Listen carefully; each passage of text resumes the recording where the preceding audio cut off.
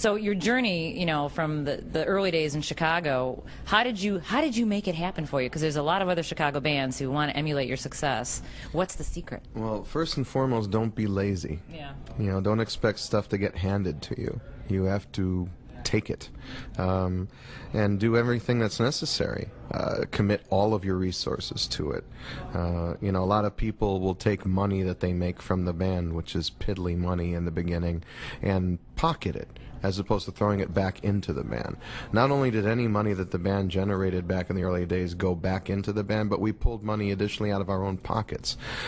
We sacrificed our jobs. I got fired from one of the healthcare facilities I was running at the time because we'd run our mailing list, and I'd send out all of our promo packs to labels, FedEx packages, you name it, through my office, to the point where it generated about $4,000 worth of charges.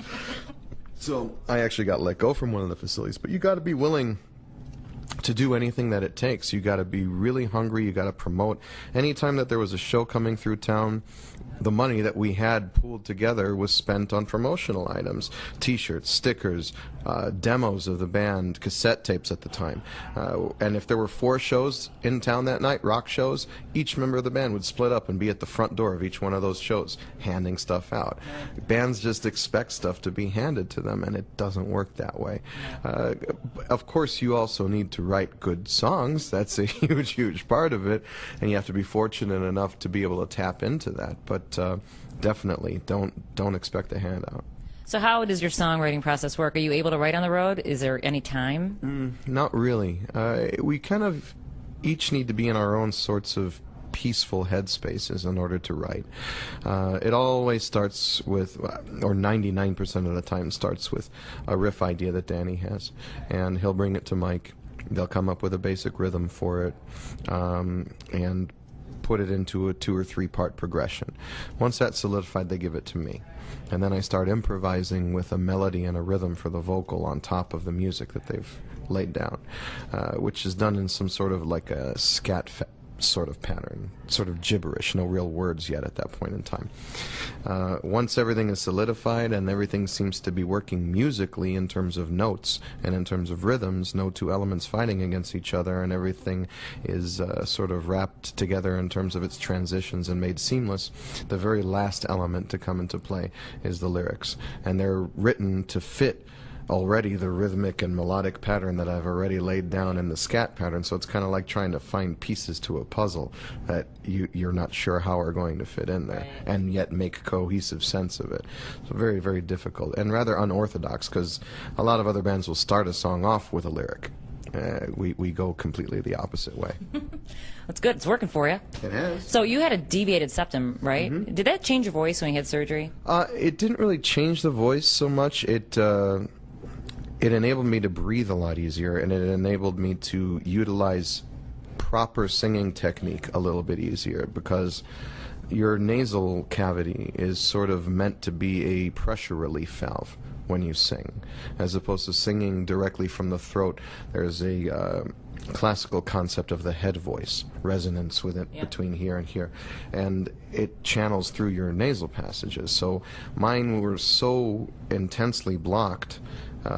I had the filtering tissue trapped within fractures inside the nose, so it was pretty vicious. And I would also sleep at night with my mouth open because I couldn't really breathe effectively through the nose. So it's made things a lot easier and a lot more effective, and I've actually been able to get a lot more resonance and power out of the voice since then. So you sound, just by hearing you describe all this, that you've had a serious amount of vocal training. Yes? Yes, I have. As a child, I was even trained as a cantor of a congregation, so I had vocal training from a very young age, but doing the type of singing that I do now is nothing like that. So I had to unlearn what I had learned in a certain perspective, and relearn the way to do this without injuring myself further. That was my next question. How do you prevent from injuring your voice? I used to sing, and I got nodules on my vocal cords, and it is so painful. And try not talking for 3 months. It's hard. Oh, let me tell you, that's always my biggest fear. It's a very fine line. It's a very fine line. You really have to know your technique. You really have to know that you're not pushing as hard enough to do the damage.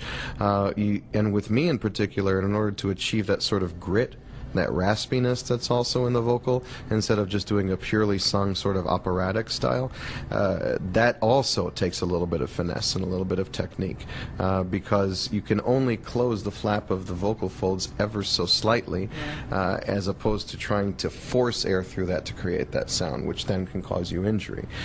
So yeah, there's a lot of finesse and a lot of technique and a lot of hydration, a lot of discipline in terms of really staying away from smoking or drinking. I have severe acid reflux disease and 2 ulcers, so I can't really touch alcohol while I'm on tour, and really need to be a straight edge kind of guy while I'm doing this. That can't be easy, especially in a festival tour. Hell no. Especially when everyone around you is just obliterating themselves and smoking the most beautiful weed you've ever smoked in your life, and drinking Jägermeister by the gallons, and it's just it's torture sometimes. But the payoff is getting up there and being able to do what I want to do with my voice when I want to do it.